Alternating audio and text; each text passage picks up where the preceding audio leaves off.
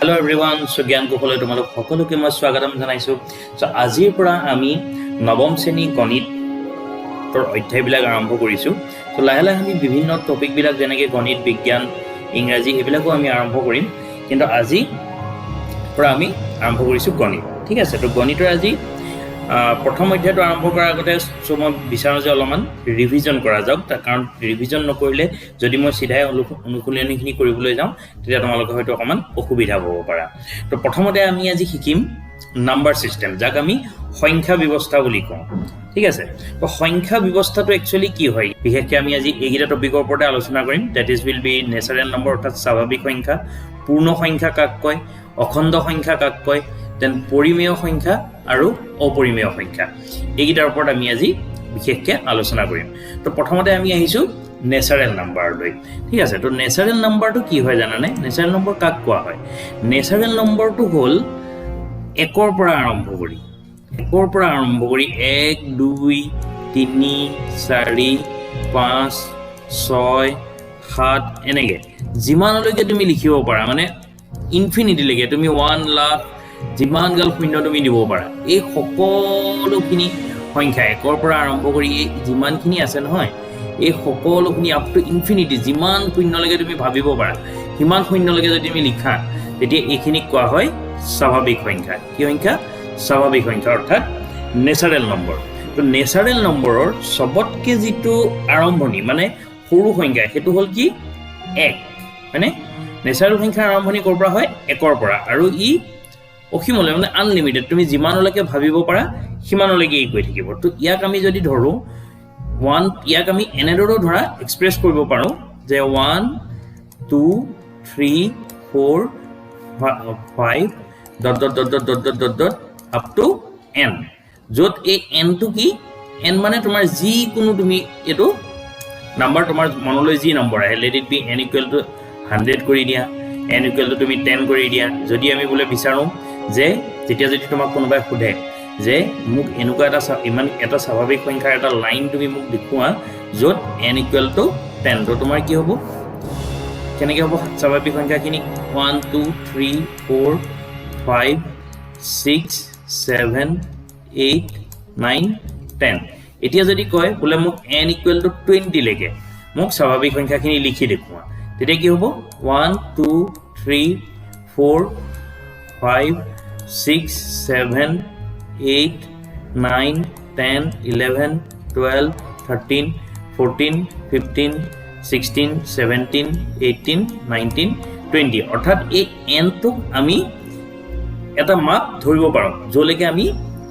লিখিবলৈ যদি মোৰ এতিয়া মন গৈছে বোলে মই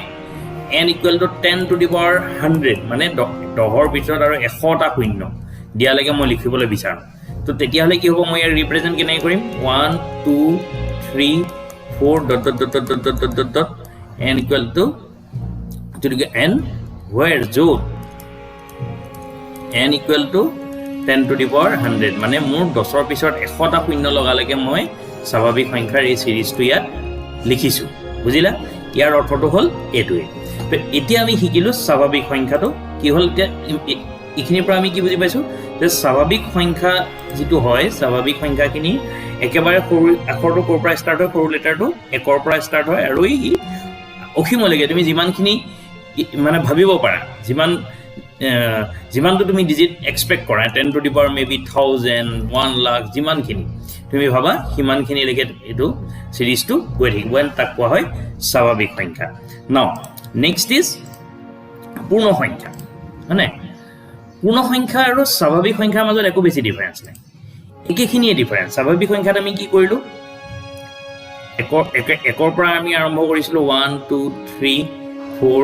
5 কে আমি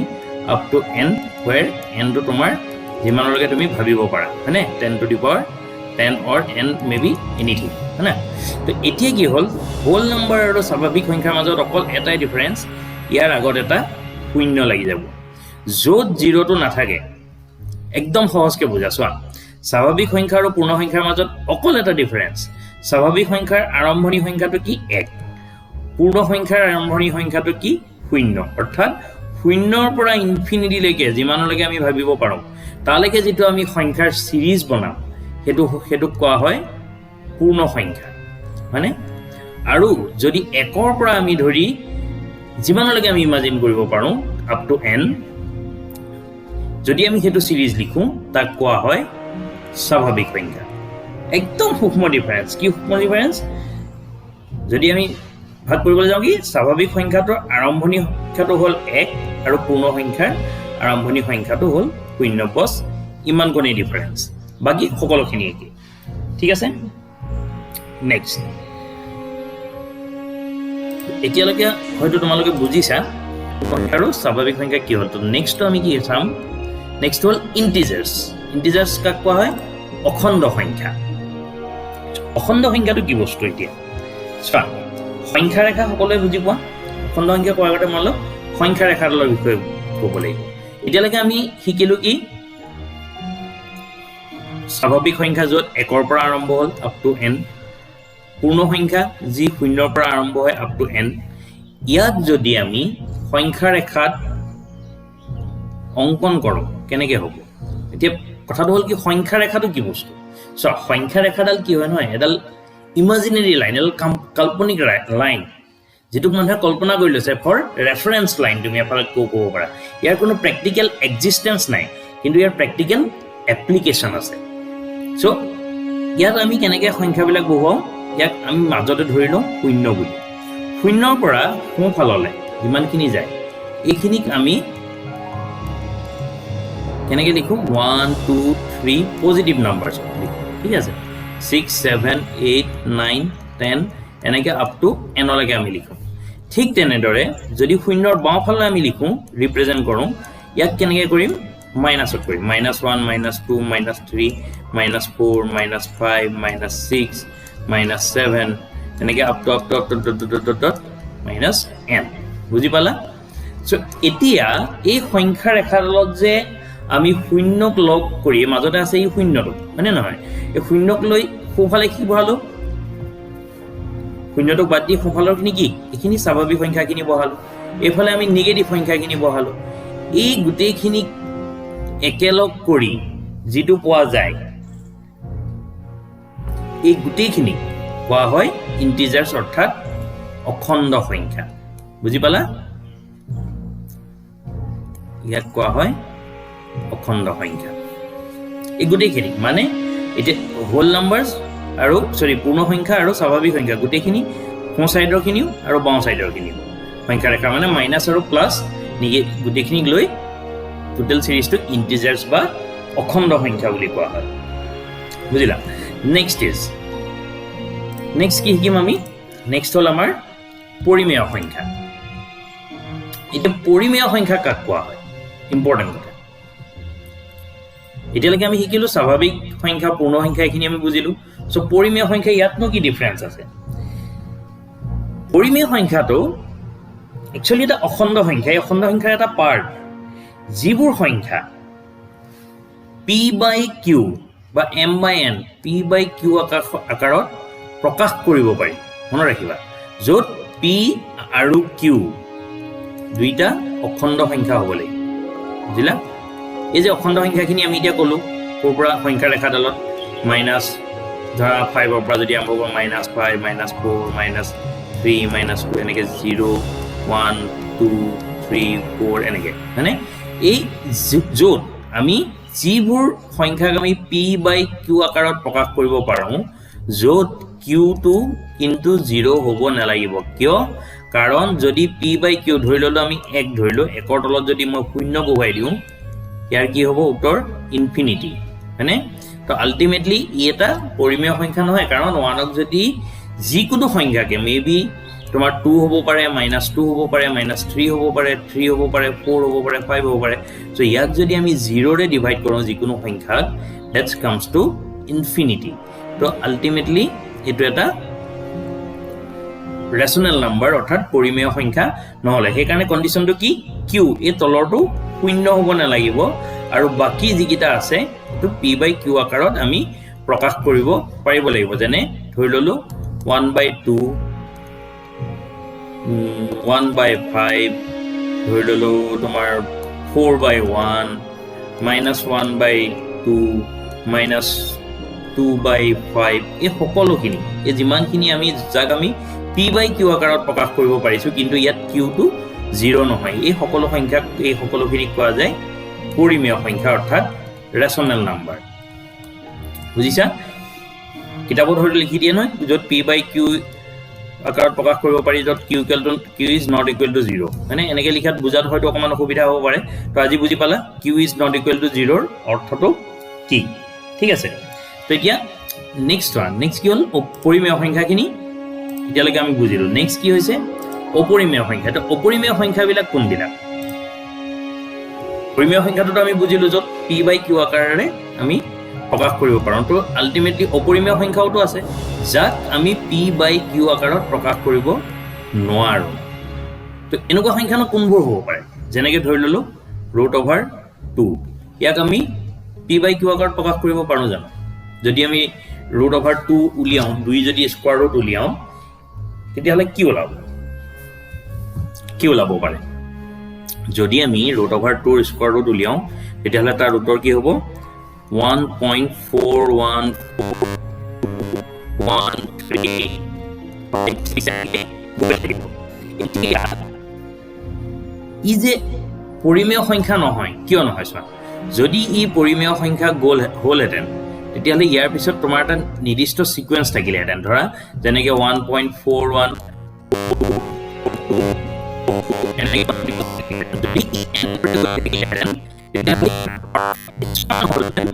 কিন্তু ইয়াৰ পৰিমেয় সংখ্যা এতিয়া যদি √2টোক মই কওঁ তেতিয়াহ'লে ইয়াৰ কিবা এটা সিকুৱেন্স আছে জানো 4 ৰ পিছত 4টো আহিলে তাৰপিছত আকৌ 1 3 আহিলে আকৌ 5 6 আহিলে তো যেনেকৈ গতিকে √2 যিটো হ'ল ন √2টো তোমাৰ পৰিমেয় সংখ্যা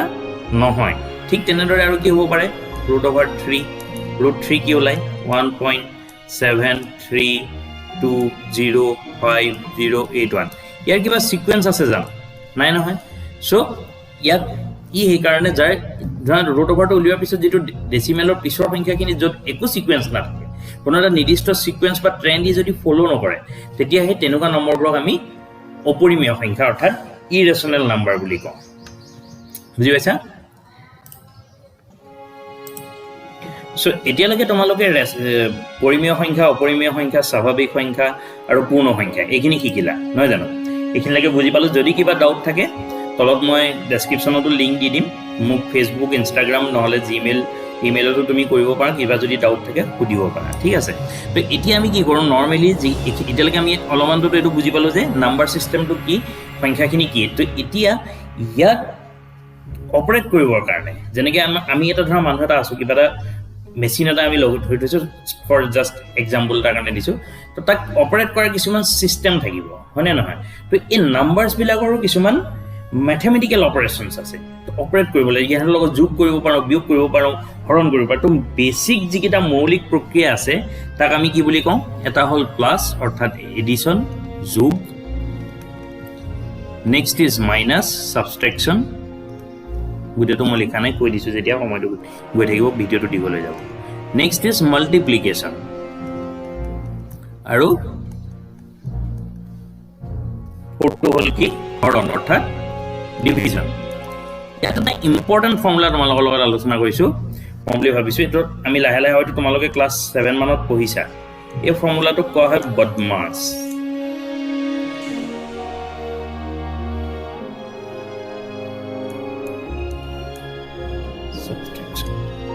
অৰ্থাৎ কি যেতিয়া আমি কিবা এটা ইকুৱেশ্যন সলভ কৰিবলৈ যাওঁ এটো আমাৰ লাহে লাহে প্ৰয়োজনত আহিব যেতিয়া আমি অধ্যায়বিলাক ডিসকাস কৰিম তেতিয়া বুজি পাবা যদি ইকুৱেশ্যনটোৰ মাজত প্ৰথমতে বি ৰ অৰ্থটো হ'ল কি ব্ৰেকেট বি মানে হ'ল ব্ৰেকেট সিকোয়েন্স কি হ'ব ও মানে অফ মানে কি ৰ ডি মানে হ'ল ডিভাইড এম ফৰ মাল্টিপ্লিকেশন মানে পূৰণ এ মানে হ'ল এডিশন আৰু এস মানে হ'ল সাবট্ৰেকশন অৰ্থাৎ বিয়োগ যদি আমি ক'বাত এনেকুৱা এটা ইকুৱেশ্যন পাওঁ য'ত ব্ৰেকেট আছে ধৰি লোৱা প্ৰশ্নটো তেনেকৈ আহিছে যে 5ৰ x শতাংশ মানে x%, তো তেতিয়া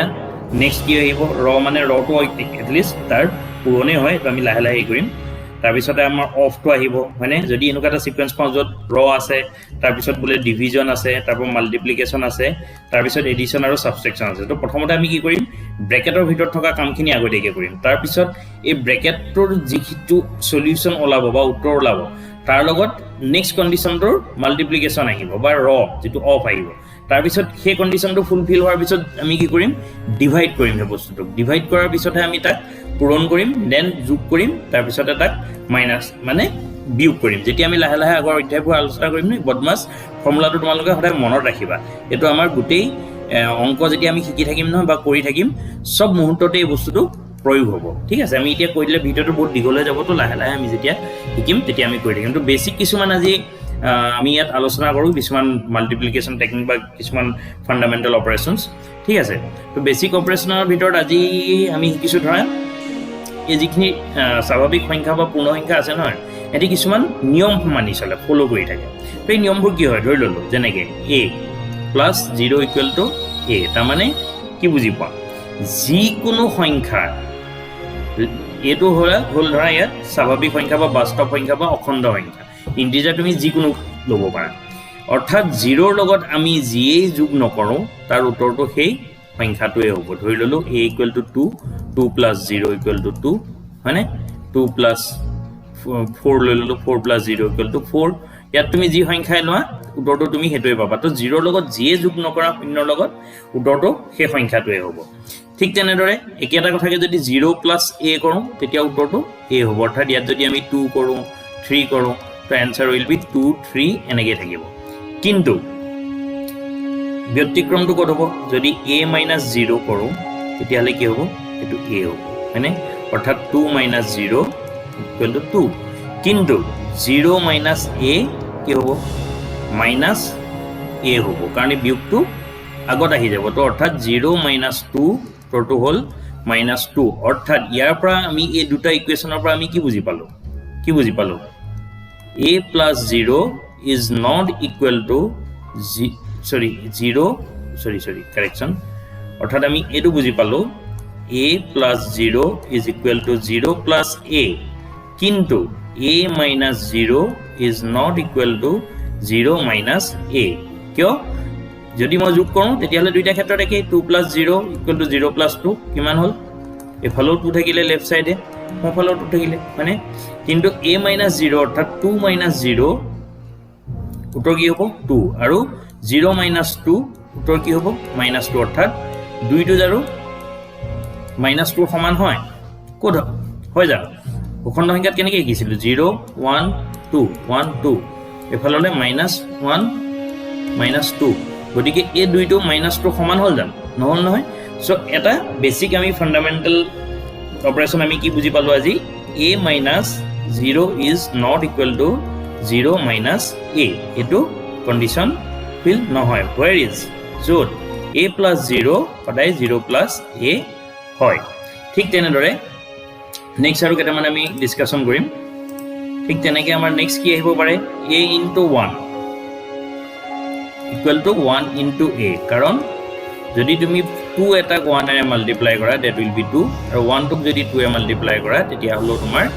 কি হ'ব, এনচাৰ উইল বি 2। অৰ্থাৎ a × 1 is 1 × a, দুইটা সমান। কিন্তু a / 1 is not equal to 1 / a, কাৰণ এটোক যদি আমি ষ্টেণ্ডাৰ্ড বুজাবৰ কাৰণে এইটোক আমি 2 বুলি লৈছোঁ। চ' 2/1 এনচাৰ কি হ'ব, 2, হোৱেৰ ইজ 1/2ৰ এনচাৰ কি হ'ব, 0.5। তো 2টোৰ লগত 0.5টো সমান হয় জানো, নহয়। তো নেক্সট আমি কি বুজি পালোঁ, a/1 is not equal to 1/a, অৰ্থাৎ দুইটা সমান নহয়। ঠিক তেনেদৰে ছেইম কণ্ডিশ্যনত যদি আমি 1টোৰ ঠাইত বেলেগ এটা ইণ্টিজাৰ লৈ লওঁ, ধৰি ল'লোঁ a/b, same is not equal to b/a। কেনেকৈ ধৰি ল'লোঁ আমি দুটা ইণ্টিজাৰ্ছ, a টো ধৰি ল'লোঁ 2, b টো ধৰি ল'লোঁ 4, আৰু a equal to 2 b equal to 4 হল এইখিনি ডিলিট কৰি দিও কাছৰা a equal to আমি ললো 2 b equal to ললো 4 so 2/4 কি হ'ব 0.5 মানে কিন্তু 4/2 কি হ'ব 2 দুইটা সমান হল জানো নহল নহয় that means a by b is not equal to b by a বুজিবালা where is ab equal to ba কিয় 2 into 4 equal to 4 into 2 দুইটাৰ উত্তৰ কিমান হল 8 8 is equal to 8 দুইটা সমান হল ওকে নেক্সট এটা ধৰ্ম আলোচনা কৰিম এখিনি লাগি কিবা বুজি পাইছা যদি পোৱা নাই তেতিয়ালে তুমি মেইল কৰিব পাৰা কমেন্ট কৰিব পাৰা এতিয়া আমি মাল্টিপ্লিকেশনৰ মানে পূৰণৰ আৰু এটা আমি ধৰ্ম আলোচনা কৰো যেনেকৈ ধৰি ললো a into a into a ধৰি ললো a to the power n লগে আমি গৈ আছো n টা কৰি গৈ আছো তেতিয়ালে কি হ'ব জানানে ইয়া কন্ডিশনটো কি হ'ব লাগিব এই যে ভূমি যাক আমি বেস বুলি কওঁ বেসটো কিন্তু সবৰে একে থাকিব লাগিব তেতিয়া এই যে সূচক গিটা আছে যিমান গিটা মানে এই ঘাতটো যেটো ঘাত ইয়াৰ পাৱাৰ কি থাকে নরমালি 1 থাকে a মানে কি a to the power 1 আৰু a to the power 0 equal to 1 এটো আমি আগতে ক্লাস 7 ত পঢ়ি আহিছো মানে নহয় তো ইয়াক মই আজি ৰিপিট নকৰো যদি আমি a লিখো বা 2 লিখো ইয়াৰ সদায় যেটো ঘাত থাকে এটো কি হয় 1 হয় সো যেতিয়া ভূমিটো একে থাকে তেতিয়া কি হয় ওপৰৰ যেটো সূচক যদি আমি মাল্টিপ্লিকেশনৰ ক্ষেত্ৰত লওঁ তেতিয়ালে সূচকটো ইয়াত এড হৈ যায় ধৰি ললো ইয়াত কি হ'ব কেটাই আমি মাল্টিপ্লাই কৰিছো এটা দুটা তিনটা চাৰিটা পাঁচটা ছটা তো কি হ'ব ইয়াক আমি কেনেদৰে লিখিব পাৰো a to the power 1 plus 1 plus 1 plus 1 plus 1 plus 1 equal to a to the power 6 ঠিক তেনেদৰে এটা মই एग्जांपलটো দি দেখাইছো ধৰি ললো যেনেকৈ 2 into 2 কিমান হয় 4 অৰ্থাৎ 2 টুক যদি আমি a বুলি ধৰো তেতিয়ালে ইয়াৰ ঘাতটো কিমান 1 ইয়াৰ ঘাতটো কিমান 1 অৰ্থাৎ 2 to the power 1 plus 1 অৰ্থাৎ 2 স্কয়াৰ কিমান হল 4 ঠিক তেনেদৰে যদি তিনটা পূৰণ কৰো 2 into 2 into 2 কি হ'ব পাৱাৰ গিটা সবৰে কিমান 1 1 1 অর্থাৎ 1 plus 1 plus 1 equal to 2 cube অর্থাৎ 8 যদি আমি ইভাগেও পূৰণ কৰি চাও তেনেকৈ তুমি চাব পাৰা 2 into 2 into 2 equal to 2 into 2 4 4 into 2 equal to 8 অর্থাৎ কি বুজি পালো ইয়াৰ পৰা আমি যদি ভূমিটো একে থাকে বেসটো যদি একে হয় যেটো ভূমি তেতিয়াহলে তাৰ যেটো ঘাত এই সূচকটোক আমি মাল্টিপ্লিকেশনৰ ক্ষেত্ৰত এড কৰি গৈ থাকিব পাৰো গতিকে আমি কেনেকৈ লিখিব পাৰো ধৰি ললো a into a into a into a যদি n টা a লিখো নহয় তেতিয়াহলে ইয়াৰটো কেনেকৈ হ'ব ডিলিট কৰি দিছো কষ্ট হৈ যাব তো ঠিক তেনেদৰে এতিয়া a কিউব যেনেকৈ আমি দেখালো ইয়াক আমি কেনেকৈ আমি ইয়াক লিখিব পাৰো a into a ধৰি ললো ইয়াত n টা a আছে তেতিয়াহলে আমি ইয়াক কেনেকৈ এক্সপ্ৰেছ কৰিব পাৰো a to the power n কেনেকৈ যেনেকৈ তিনটা a আছিলে তো আমি কি লিখিলো a কিউব চাৰিটা a আছিলে তো আমি কি লিখিলো a to the power 4 পাঁচটা থাকিলে 5 তো n টা যদি a থাকে তেতিয়াহলে আমি ইয়াক কেনেকৈ দেখাব পাৰো a to the power n কিন্তু কন্ডিশনটো কি হ'ব লাগিব বেসটো ভূমিটো সদায় একে থাকিব লাগিব যদি a into b কৰোঁ তেতিয়াহলে আকৌ আমি ইয়াৰ পাৱাৰ গিটা এড কৰিব নোৱাৰো কাৰণ আমাৰ ভূমিটো বদলি হৈ গল যেনেকৈ 2 into 3 হয় নহয় বা 2 আৰু যদি মই 2 আৰু 3 কৰোঁ তেতিয়াহলে আৰু যদি আমি দুটা আৰু ইয়াত মাল্টিপ্লিকেশন কৰিছো তেতিয়া আমি কি কৰিব লাগিব এই যে সেম বেস গিটা একে যিটা বেস হেতকে আমি যোগ কৰিব পাৰিম কেনেকৈ পাৰিম 2 1 plus 1 দুটা 2 আছে 1 plus 1 আৰু 3 into 3 1 plus 1 কিমান হ'ব 2 square into 3 square 2 square equal to 4 3 square equal to 9 sin গুণ 36 ঠিক তেনেদৰে এটো যদি আমি এনেকৈ পূৰণ কৰো নিজেও কৰি চাব পাৰা 2 3 গুণ 6 6 2 গুণ 12 3 12 36 উত্তৰটো একে ওলালে বুজি পালা তো কন্ডিশন কি হ'ব লাগিব যোগ কৰি ওপৰৰ সূচকগিটা যোগ কৰিবলৈ ভূমিটো সদায় একে থাকিব লাগিব সো আশা কৰিছো আজি ইমানখিনি লাগি সময়ৰ এইখিনি বুজি পাইছা যদি এতিয়াও কিবা তোমালোকৰ ডাউট আছে বা কিবা কোৱেশ্চন যদি সুধিব লগা থাকে তেতিয়াহলে তোমালোকে মোক জিমেইলত মেইল কৰিব পাৰা ফেসবুকতো তুমি মোৰ জ্ঞানকোষ অফিচিয়েল যেটো পেজ আছে তাত তোমালোকে কমেন্ট কৰিব পাৰা বা সুধিব পাৰা ফ'ল' কৰিব পাৰা পেজটো য'ত মই ৰেগুলাৰ আপডেট দি থাকোঁ ইনষ্টাগ্ৰামতো ফ'ল' কৰিব পাৰা লিংকবিলাক সকলো মই ডেছক্ৰিপশ্যনত দি দিছোঁ চ' আজিৰ ভিডিঅ'টোত ইমানখিনি আকৌ নেক্সট ভিডিঅ'টোত লগ পাম তেতিয়ালৈকে আহিছোঁ